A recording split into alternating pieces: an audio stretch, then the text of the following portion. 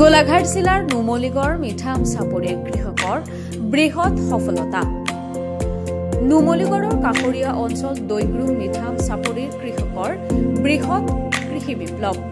যথেষ্ট হাড়ভংগা পৰিশ্ৰমৰ অন্তত কৃষকসকলৰ সপোনে সাকাৰ ৰূপ লোৱাৰ পৰিলক্ষিত হৈছে। মূৰৰ ঘাম মাটিত পেলাই বিগত বৰ্ষৰ ছেপ্টেম্বৰৰ পৰা যথেষ্ট কষ্টৰ অন্তত সফলতাৰ হাঁহি বিৰিঙি উঠিছে এতিয়া কৃষকসকলৰ। ধনশিৰি নৈৰ দুয়োপাৰত এতিয়া কৃষকে সূচনা কৰিলে কৃষি বিপ্লৱৰ।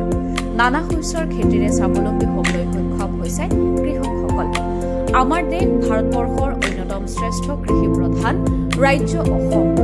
অসমৰ অধিকাংশ লোকেই কৃষিজীৱী। কৃষি কৰ্মৰ যোগেদি যথেষ্ট পৰিমাণে লাভৱান হয় কৃষকসকল। বৰ্তমান বিশ্বায়নৰ যুগত বৈজ্ঞানিক পদ্ধতিৰে প্ৰণালীবদ্ধভাৱে কৃষি কৰ্মৰ আগবাঢ়ি যাবলৈ সক্ষম হৈছে নুমলীগড়ৰ কাষৰীয়া দৈগ্ৰুম মিঠাম চাপৰিৰ কৃষকসকলে।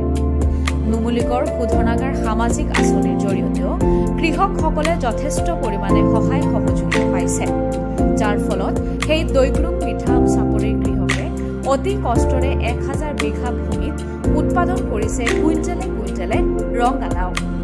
সম্পূৰ্ণ থলুৱাভাৱে উৎপাদিত ৰঙালাওসমূহ ট্ৰাকে ট্ৰাকে গৈছে এতিয়া বহিৰাজ্যলৈ। কেইবাখনো ট্ৰাকত ভৰ্তি কৰা হৈছে কৃষকসকলৰ ৰঙালাওসমূহ। নুমলীগড় শোধনাগাৰৰ সহায়ত অঞ্চলটোৰ আদৰ্শ কৃষক বলিন শৰ্মা, প্ৰশান্ত গগৈৰ লগতে মিঠাম চাপৰিৰ কাষ্টম হিয়াৰিং চেণ্টাৰৰ উদ্যোগত কেইবাজনো কৃষকে 1000 বিঘা মাটি সামৰি কৰিছিল ৰঙালাও খেতি। এতিয়া সেই ৰঙালাও বহিৰাজ্যলৈ প্ৰেৰণ কৰিবলৈ সক্ষম হৈছে। প্ৰথম পৰ্যায়ত 75 টন ৰঙালাও কলকাতালৈ প্ৰেৰণ কৰাৰ ব্যৱস্থা কৰিছে আৰু উৎপাদিত ৰঙালাওসমূহ প্ৰত্যেক দিনাই বিভিন্ন ঠাইলৈ প্ৰেৰণ কৰিব বুলি কৃষকসকলে জানিবলৈ দিয়ে। কৃষকসকলৰ এনে সফলতা সকলো কৃষকৰ লগতে নৱপ্ৰজন্মৰ প্ৰতি কৃষিৰ জৰিয়তে যে নিজা স্বাৱলম্বী হ'ব পাৰি তাৰ এক আদৰ্শ হৈ পৰিছে।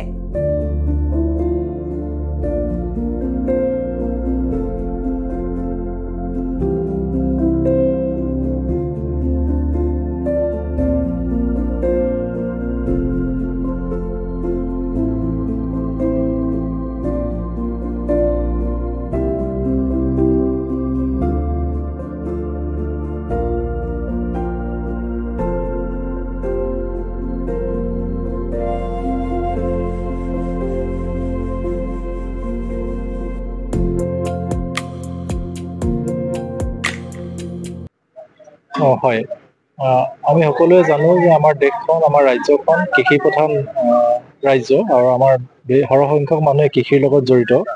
এই কৃষি ব্যৱস্থাটোক কেনেকে বিজ্ঞানসন্মতভাৱে প্ৰণালীবদ্ধভাৱে কেনেকে আধুনিক যুগৰ লগত খাপ খুৱাই আগবঢ়াই লৈ যাব পাৰি আৰু কেনেকে আমাৰ নতুন প্ৰজন্মক ইয়াৰ লগত সংযুক্ত কৰিব পাৰি তাৰ বাবে নুমলীগড় শোধনাগাৰে অহৰ্নিশে প্ৰচেষ্টা চলাই আহিছে।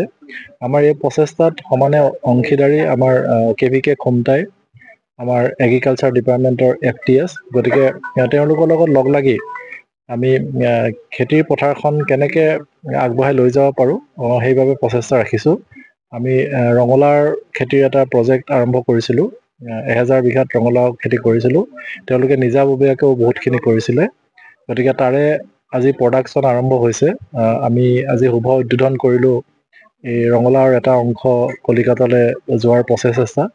আগন্তুক দিনবোৰত এই প্ৰচেষ্টাটো চলি থাকিব আৰু সামগ্ৰিকভাৱে আমি লক্ষ্য কৰিম কেনেকৈ আমি সকলোৱে মিলি কৃষিৰ ক্ষেত্ৰতো আমাৰ যিটো লুপ্ত বুলি নকওঁ মই, যিটো সুপ্ত আমাৰ শক্তি আছে সেইটো কেনেকৈ সম্পূৰ্ণ শক্তিলৈ পৰিণত কৰি আমাৰ গোটেই সমাজখনক আগবঢ়াই লৈ যাব পাৰোঁ। বৰ্তমান ভালেই লাগিছে, যিহেতু ধৰক আমি ছেপ্টেম্বৰ মাহৰ পৰা কষ্ট খেতি কৰিছিলোঁ।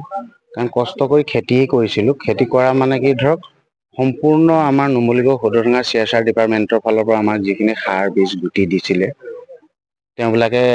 তেওঁবিলাকে যিমান পৰিমাণে মানে যিখিনিয়ে সমস্যা হওক আমি সমস্যাখিনি পোৱাৰ আগত যদি অৱগত কৰোঁ তেওঁলোকে তাৰ সমস্যাৰ সমাধান দিছিলে বা আৰ্থিকভাৱে ট্ৰেক্টৰৰ পৰা ধৰি চ'লাৰ মানে আমাৰ ইয়াত হাতী ওলাই হাতীৰ কাৰণে চ'লাৰ ঝাটকা মেচিনৰ পৰা ধৰি মানে সম্পূৰ্ণ গুটিৰ পৰা ধৰি বীজৰ পৰা ধৰি মানে সম্পূৰ্ণ প্লাণ্ট প্ৰটেকশ্যনৰ যিমানখিনি সামগ্ৰী সকলো তেওঁবিলাকে দিছিলে আমি মাথো কৰিছিলোঁ তাৰ লগতে ধৰক NRLয়ে যিখিনি দিছিলে তাৰ লগতে মানে কাষতে অকণমান আমিও বঢ়াই কৰিছিলোঁ খুবেই ভাল লাগিছে আজি আপোনালোকে দেখা পাইছে 3খনকৈ গাড়ী লোড হৈ পেলাই আমাৰ কালকাতালৈ গৈছে আৰু আজি মানে যি ধৰক উদ্বোধনী অনুষ্ঠানত আজি খুমটাই কেভিকে আমাৰ ধৰক নুমলীগড় CSR ডিপাৰ্টমেণ্টৰ আমাৰ মিণ্টু কুমাৰ সন্দিকৈ ছাৰ ৰূপজ্যোতি বৈশ্য ছাৰ আৰু বিশেষকৈ দুজন ব্যক্তিৰ নাম ল'বই লাগিব এজন হ'ল আমাৰ মোৰ ভাইজ্যেষ্ঠ দিবাকৰ শইকীয়া আৰু এজন হ'ল আমাৰ কি আছিল নহয় সঞ্জয় গুপ্তা তেওঁবিলাকক ল'ব লাগিব কাৰণ তেওঁলোকে প্ৰতিটো খোজতে আমাৰ লগত আছে